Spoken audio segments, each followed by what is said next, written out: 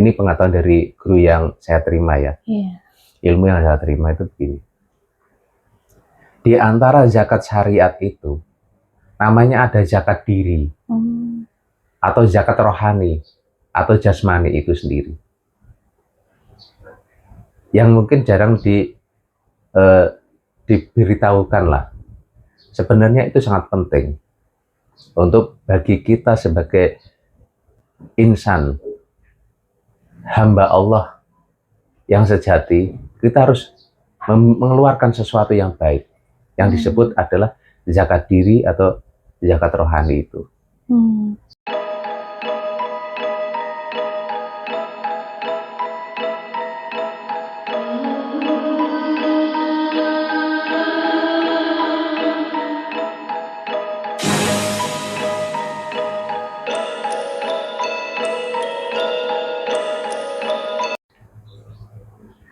Assalamualaikum Mas Pices. Waalaikumsalam warahmatullahi wabarakatuh. Maaf sebelumnya mau tanya Mas Pices, kalau di dalam Islam itu kan setiap kita puasa Ramadan, di akhir-akhir Ramadan itu kan kita diwajibkan untuk berzakat ya Mas Pices. Itu kalau menurut pandangan menurut Mas Pices, itu kalau di dalam rohani itu apakah ada ya zakatnya Mas Pices? Apa cuma sekedar cukup untuk zakat secara materi aja atau ada zakat untuk rohani juga Mas Pices? Tentang zakat. Iya. Untuk memahami secara lebih dalam tentang zakat itu, kamu harus tahu maksud dan tujuan zakat itu sebetulnya itu apa dan bagaimana. Nah, sekarang gini, untuk mengulasnya saya tanya dulu ke sampean. Zakat yang kamu ketahui atau yang kamu pahami saat ini sebenarnya zakat yang bagaimana? Ini kalau menurut saya Mas Pices, ya saya orang awam, kalau menurut saya sih zakat itu kan sejumlah harta atau rezeki yang kita terima yang wajib untuk kita keluarkan Mas Pices, untuk nanti dibagikan kepada orang yang berhak gitu. Itu kalau menurut saya. Artinya zakat itu adalah sesuatu yang mesti dan wajib kita keluarkan ketika sudah mencapai pada nisabnya atau batas tertentu yang mewajibkan kita untuk memberikan atau membagikan kepada yang berhak untuk menerimanya. Iya kan? Pada dasarnya zakat itu adalah sesuatu yang benar-benar harus kita keluarkan karena sebagai rasa syukur kepada Allah apa yang telah Allah karuniakan atau anugerahkan kepada kita. Kebahagiaan itu, rasa syukur itu kita bagikan atau kita bareng-bareng kepada orang yang benar-benar membutuhkan tentang sesuatu. Kalau secara syariat kan tentang harta itu kan, tentang suatu rezeki. Mungkin ada saudara yang kita belum mampu atau belum merasakan. Nah, kita bagi keberkahan itu. Tapi umumnya yang kita memahami adalah zakat itu kan ada ketika waktu kita menjalankan puasa Ramadan, ya kan? Di akhir dari Ramadan itu, sebelum hari raya, kita wajib mengeluarkan namanya zakat. Berupa harta benda lah, materi. Berupa ibaratnya bahan pokok yang kita makan. Itu seperti itu. Atau zakat harta kita, atau zakat profesi lah dikata, atau zakat mal ya kan. Yang telah dihitung dalam 1 tahun atau dalam jumlah tertentu yang wajib kita juga keluarkan. Kenyataannya, sesuatu yang telah kita terima atau kita manfaatkan di dunia ini pada dasarnya itu kan ada sesuatu yang dikatakan yang harus dikeluarkan, atau zakat itu yang dimaksud tadi, ya kan? Zakat yang dimaksud adalah mengeluarkan sesuatu yang baik dari sesuatu yang telah diberikan Allah, itu sesuatu kebaikan, baik rezeki, harta, atau benda-benda tertentu yang telah kita terima, kayak emas, ya kan? Itu wajib dikeluarkan zakatnya. Itu kalau secara pandangan keseluruhan dari kesimpulan zakat untuk memahami secara dohiriyah yang umumnya kita jalankan kan seperti itu. Tapi ada satu zakat yang mungkin di sini mungkin dipahami bagaimana ya? Gini, mungkin ada suatu zakat yang mungkin terlewatkan dalam diri kita, dalam kehidupan kita. Karena sebenarnya harta itu sangat berharga untuk diri kita. Bukan berharga lagi, sangat penting untuk di dunia, untuk perjalanan dunia ini. Tapi kita lupa untuk menzakati itu semua. Tapi masih sedikit berbeda zakatnya. Kalau pengetahuan zakat namanya itu, kalau dari guru saya itu dinyatakan, ini pengetahuan dari guru yang saya terima ya. Ilmu yang saya terima itu begini. Di antara zakat syariat itu, namanya ada zakat diri, atau zakat rohani, atau jasmani itu sendiri. Yang mungkin jarang diberitahukan lah. Sebenarnya itu sangat penting untuk bagi kita sebagai insan, hamba Allah yang sejati. Kita harus mengeluarkan sesuatu yang baik, yang disebut adalah zakat diri atau zakat rohani itu. Zakat diri itu apa aja ya, Mas Pices? Zakat diri itu kan gini. Zakat diri, sampean sadar dulu enggak ini? Bahwasanya tubuh ini, kesehatan ini maupun jasad maupun rohani ini karunia dari Allah atau tidak? Iya. Betul, dari karunia Allah ya. Bisa dikatakan rezeki lah. Sampean dikasih tubuh yang sempurna, rezeki tidak? Iya. Sampean dikasih kesehatan, rezeki tidak? Iya. Dengan kesehatan, dengan tubuh yang sehat, dan diberikan otak yang sehat, akhirnya menerima suatu ilmu yang dengan mudah, itu rezeki enggak? Iya. Itu loh yang harus kita keluarkan. Itu yang harus kita keluarkan, kebaikan-kebaikan itu. Nah, mungkin yang sampean bingung kan gini. Kalau harta kita dapat bahan pokok acaranya, kita harus mengeluarkan beras. Sesuatu yang baik juga. Kalau seseorang memiliki profesi atau gaji dalam satu tempo atau zakat mal itu, atau peternakan, nah dengan jumlah tertentu sudah mencapai pada nisabnya, kita kan harus keluarkan. Tapi mengeluarkan sesuatu yang baik juga kan, bukan sesuatu yang buruk. Betul? Iya. Lah, contoh sederhananya tentang tubuh kita. Tubuh ini diberikan kesempurnaan bagi orang telah tubuhnya sempurna.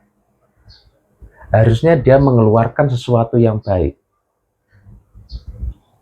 Contoh secara tubuh yang sehat, punya kekuatan.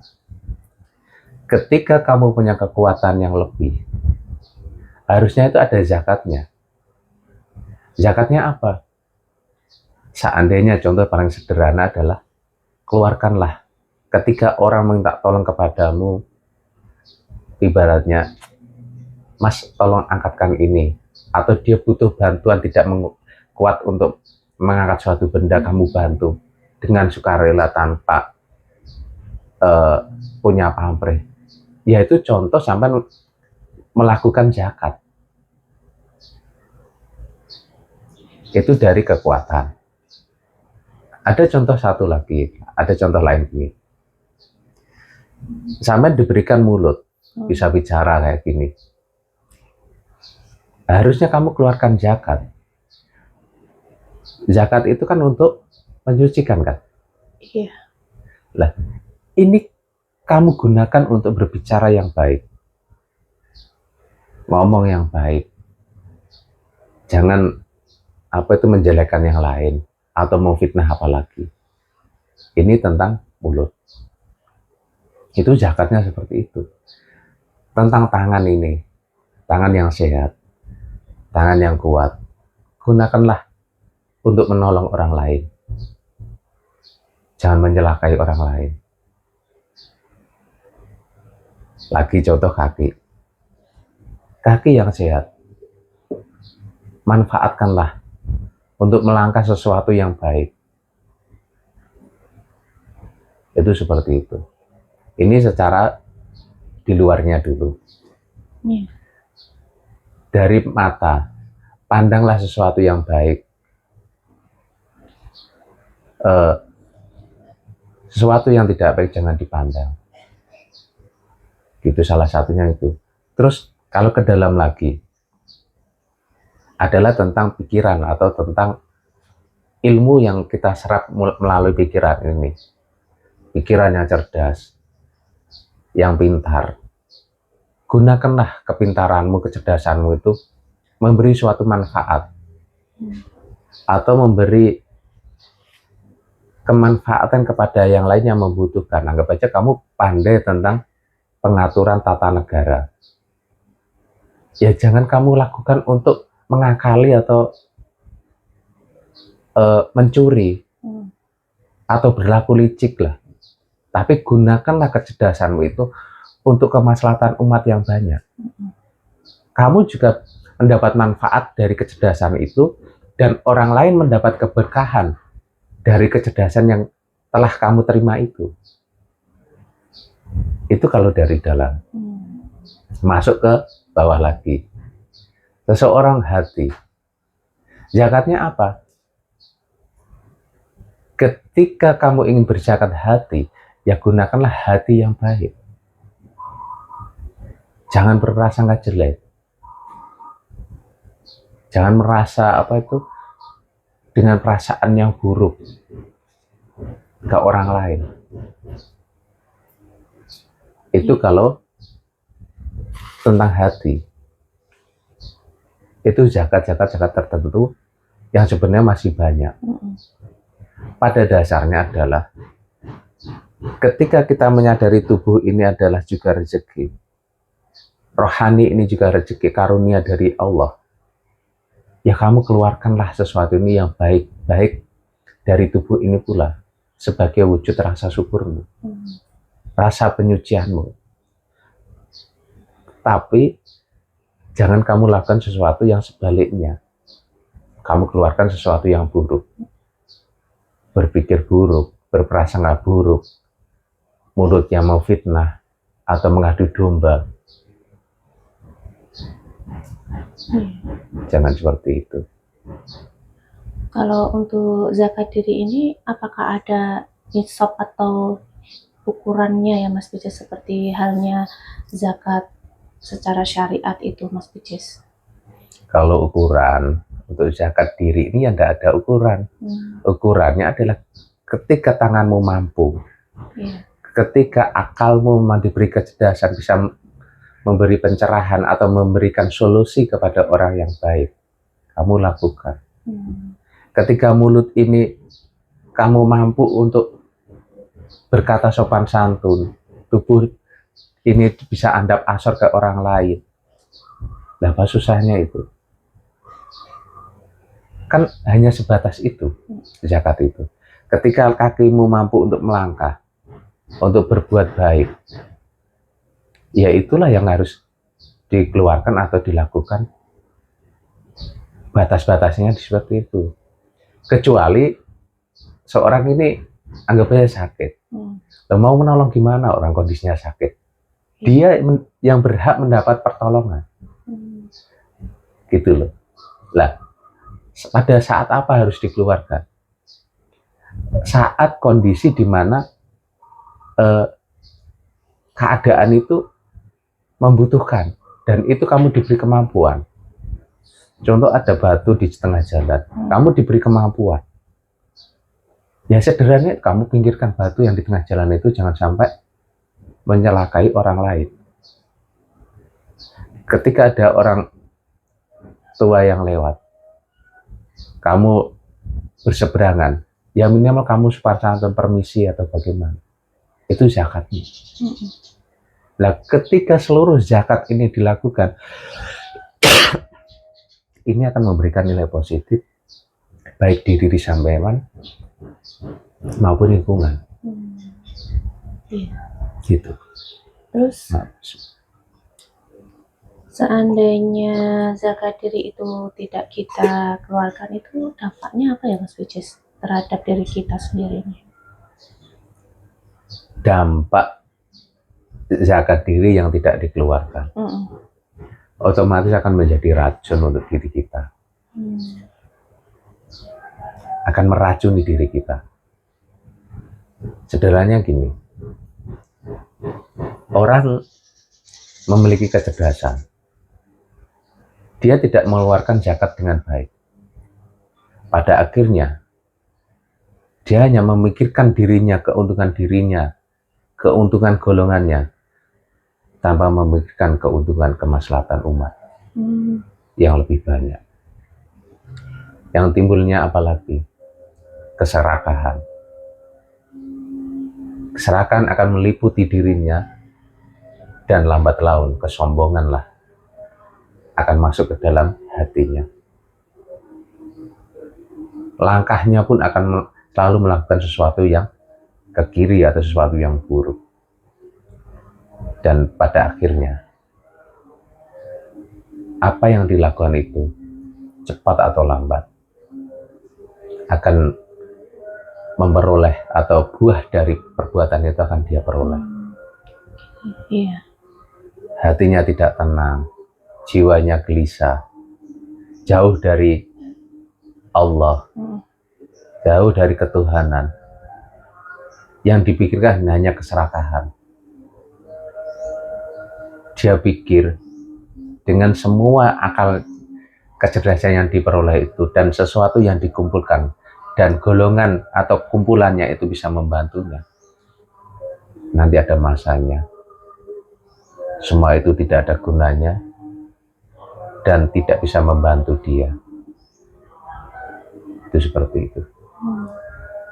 Dan yang pasti kamu harus ingat, setiap apa yang kamu tanam di dunia ini, baik tindakan maupun perbuatan yang kamu lakukan di dunia ini, atau karma kalau bahasanya umum, setiap karma atau tindakan yang kamu lakukan ini, itu akan selalu, karma akan selalu mencari tuannya. Dan karma tidak pernah salah akan tuannya.